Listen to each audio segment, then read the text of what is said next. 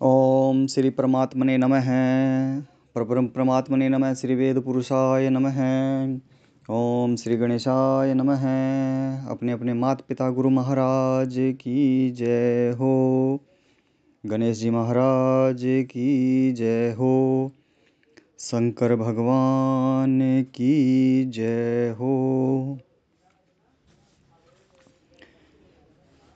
हम सप्तवार की कथा का श्रवण कर रहे हैं। तो निरंतर हमने अभी तक 7 वारों की जो कथा है वो हमने श्रवण की है, जिसमें अब सोमवार की जो कथा है इसमें अलग से एक व्याख्यान आता है कि 16 सोमवार की कथा एक अलग से दी गई है। तो आज हम 16 सोमवार की कथा का श्रवण करेंगे। बोलिए शंकर भगवान की जय हो। इस धरती लोक पर, मृत्यु लोक पर भगवान शिव ने इच्छा जताई कि विवाह मृत्यु लोक पर जाकर करेंगे। तो मृत्यु लोक में विवाह करने की इच्छा करके एक समय श्री भूतनाथ महादेव शंकर जी और माँ पार्वती के साथ पधारे। वहाँ वे भ्रमण करते करते विदर्भ देशांतर्गत अमरावती नाम की अति रमणीक नगरी में पहुँचे। उसमें वहाँ के महाराज का बनाया हुआ अति रमणीक शिव मंदिर का था। उसमें भगवान शंकर माँ पार्वती के साथ निवास करने लगे। एक समय माता पार्वती जी भगवान शिव जी से बोली कि हे महाराज, हे भगवान, आज तो हम दोनों चौसर खेलेंगे।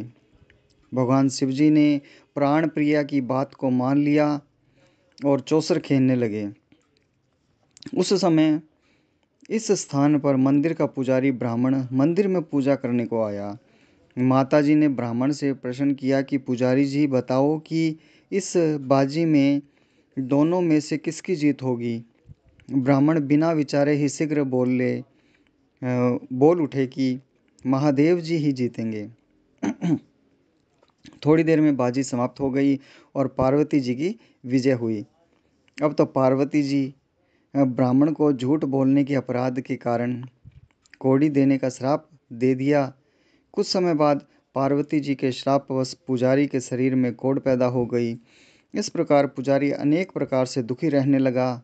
इस तरह के कष्ट भोगते हुए जब बहुत दिन हो गए तो देवलोक की अप्सराएं शिव जी की पूजा करने उसी मंदिर में पधारी और पुजारी के कष्ट को देख बड़े दया भाव से उससे रोगी होने का कारण पूछने लगी। पुजारी ने निसंकोच सब बातें उनसे कह दी। वे अप्सराएं बोली, हे पुजारी जी, अब आप अधिक दुख मत होना। भगवान शिव जी आपके कष्ट को दूर कर देंगे। आप सब में श्रेष्ठ 16 सोमवार का व्रत भक्ति भाव से कीजिए।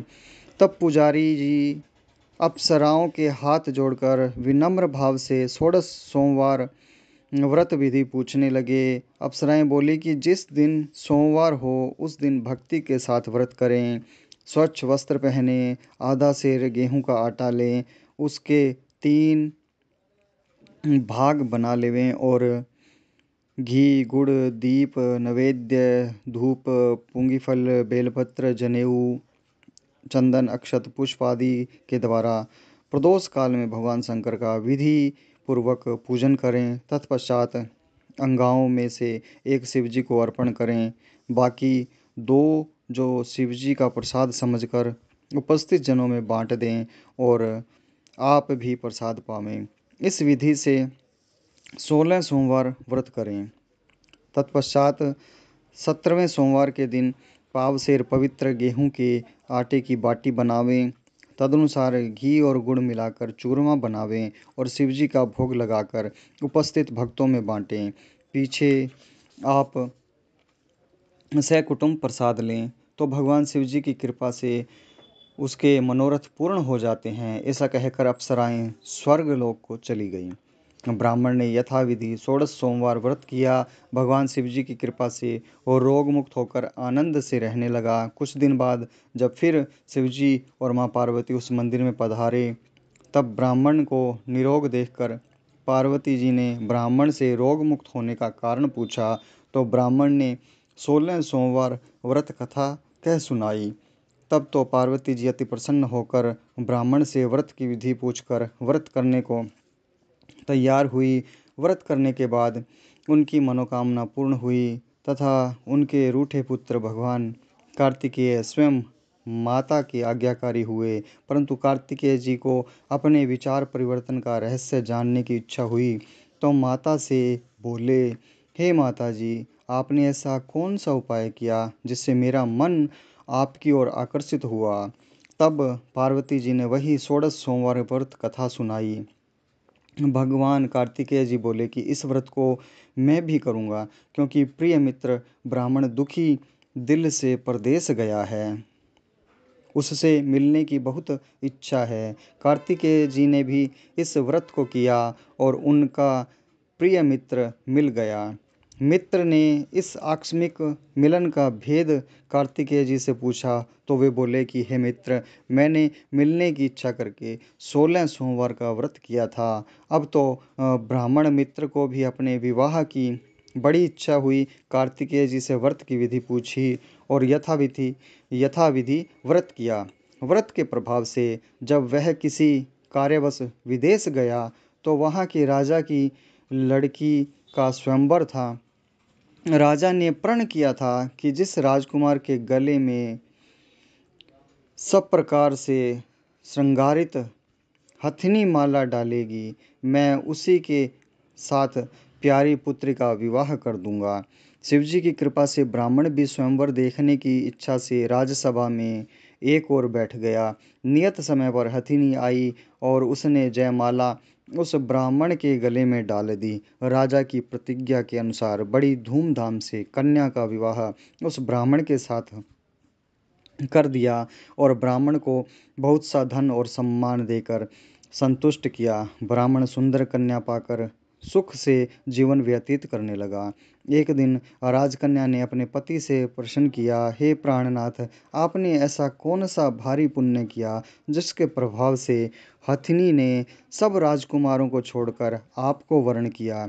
ब्राह्मण बोला, हे प्राण प्रिय, मैंने अपने मित्र कार्तिकेय जी के कथा अनुसार 16 सोमवार का व्रत किया था, जिसके प्रभाव से मुझे तुम जैसी रूपवान लक्ष्मी की प्राप्ति हुई। व्रत की महिमा को सुनकर राजकन्या को बड़ा आश्चर्य हुआ और वह भी पुत्र की कामना करके व्रत करने लगी। शिव जी की दया से उसके गर्भ से एक अति सुंदर, सुशील, धर्मात्मा और विद्वान पुत्र उत्पन्न हुआ। माता पिता दोनों उस देव पुत्र को पाकर अति प्रसन्न हुए और उसका लालन पालन भली प्रकार से करने लगे। जब पुत्र समझदार हुआ, तो एक दिन उसने अपनी माता से प्रश्न किया कि माँ, तूने कौन सा तप किया था जो मेरे जैसा पुत्र तेरे गर्भ से उत्पन्न हुआ। माता ने पुत्र का प्रबल मनोरथ जान के अपने किए हुए 16 सोमवार व्रत को विधि के सहित पुत्र के सन्मुख प्रकट किया। पुत्र ने ऐसे सरल व्रत को सब तरह के मनोरथ पूर्ण करने वाला सुना, तो वह भी इस व्रत को राज्याधिकार पाने की इच्छा से हर सोमवार को यथाविधि व्रत करने लगा। उसी समय एक देश के वृद्ध राजा के दूतों ने आकर उसकी एक राजकन्या के लिए वरण किया। राजा ने अपनी पुत्री का विवाह ऐसे सर्वगुण संपन्न ब्राह्मण युवक के साथ करके बड़ा सुख प्राप्त किया। वृद्ध राजा के दिवंगत हो जाने पर यही ब्राह्मण बालक गद्दी पर बिठाया गया, क्योंकि दिवंगत भूप के कोई पुत्र नहीं था। राज्य का अधिकारी होकर वह भी ब्राह्मण पुत्र अपने 16 सोमवार के व्रत को करता रहा। जब 17वां सोमवार आया, तो विप्र पुत्र ने अपनी प्रियतमा से सब पूजन सामग्री लेकर शिवालय में चलने के लिए कहा, परंतु प्रियतमा ने उसकी आज्ञा की परवाह नहीं की।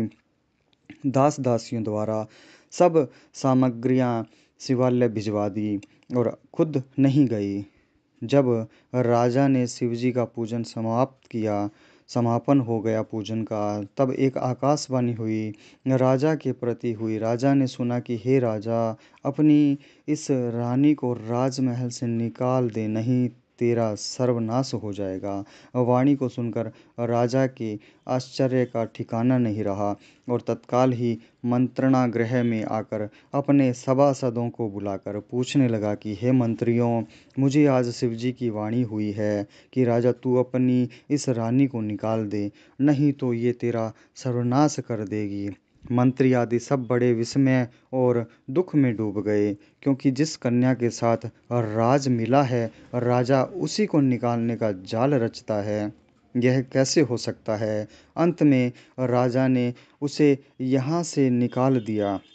रानी दुखी हृदय से भाग्य को कोसती हुई नगर के बाहर हुई, बिना पदत्राण, फटे वस्त्र पहने, भूख से दुखी धीरे धीरे चलकर एक नगर में पहुंची। वहां एक बुढ़िया मियाँ सूत काट कर बेचने को जाती थी। रानी की करुण दशा देख बोली, चल तू मेरा सूत बिकवा दे। ऐसी बात बुढ़िया की सुन रानी ने बुढ़िया के सर से सूत की गठरी उतार अपने सर पर रखी। थोड़ी देर बाद आंधी आई और बुढ़िया का सूत पोटली के सहित उड़ गया। बेचारी बुढ़िया पछताती रह गई और रानी को अपने साथ से दूर रहने को कह दिया। अब रानी एक तेली के घर आई तो तेली के सब मटके शिवजी के प्रकोप के कारण चटक गए। ऐसी दशा देख तेली ने रानी को अपने घर से निकाल दिया। इस प्रकार रानी अत्यंत दुख पाती हुई सरिता के तट पर गई तो सरिता का समस्त जल सूख गया। तत्पश्चात रानी एक वन में गई। वहां जाकर सरोवर में सीढ़ी से उतर पानी पीने को गई। उसके हाथ से जल स्पर्श होते ही सरोवर का जल असंख्य कीड़ों में गंदा हो गया और रानी ने भाग्य पर दोषारोपण करते हुए उस जल को पान करके पेड़ की शीतल छाया में विश्राम करना चाहा।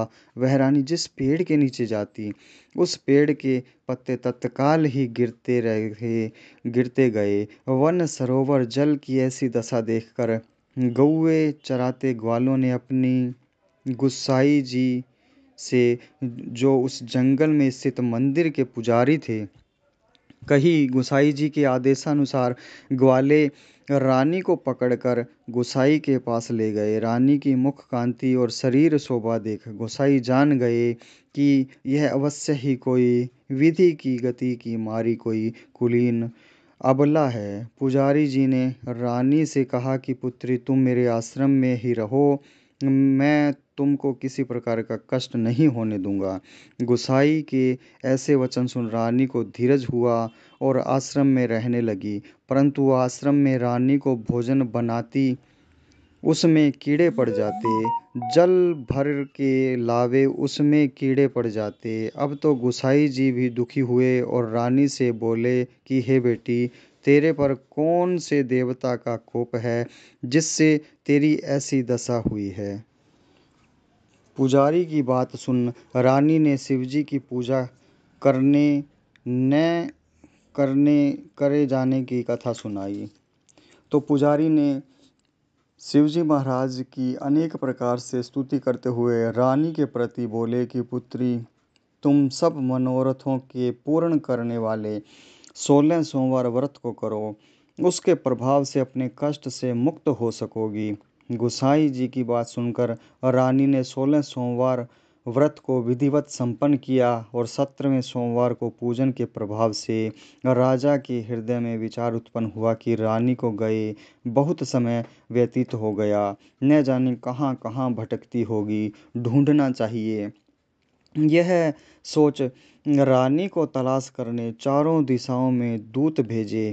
वे तलाश करते हुए पुजारी के आश्रम में रानी को पाकर पुजारी से रानी को मांगने लगे, परंतु पुजारी ने उनसे मना कर दिया तो दूत चुपचाप लौटे और आकर महाराज के सन्मुख रानी का पता बतलाने लगे।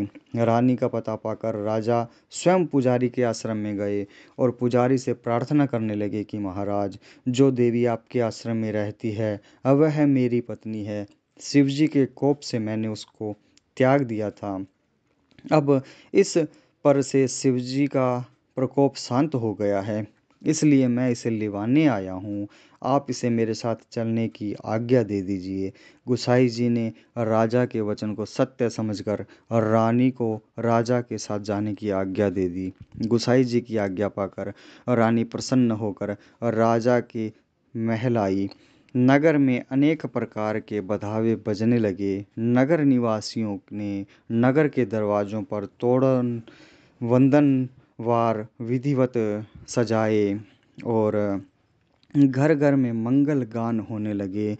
विद्वानों ने, पंडितों ने विधि वेद मंत्रों का उच्चारण करके अपनी राज रानी का आवाहन किया। ऐसी अवस्था में रानी ने पुनः अपनी राजधानी में प्रवेश किया। महाराज ने अनेक तरह से ब्राह्मणों को दान आदि देकर संतुष्ट किया। याचकों को धन धान्य दिया। नगरी में जगह जगह हर स्थान पर सदा व्रत खुलवाए गए, जहाँ भूखों को खाने को मिलता रहा। इस प्रकार से राजा शिवजी की कृपा का पात्र हो राजधानी में रानी के साथ अनेक तरह के सुखों का भोग करते सोमवार व्रत करने लगे।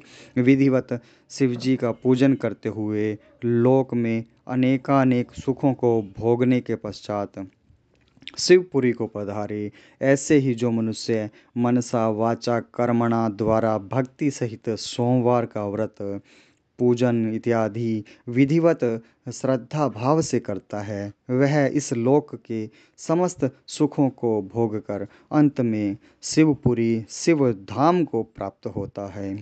बोलिए शिव शंकर भोलेनाथ की जय हो।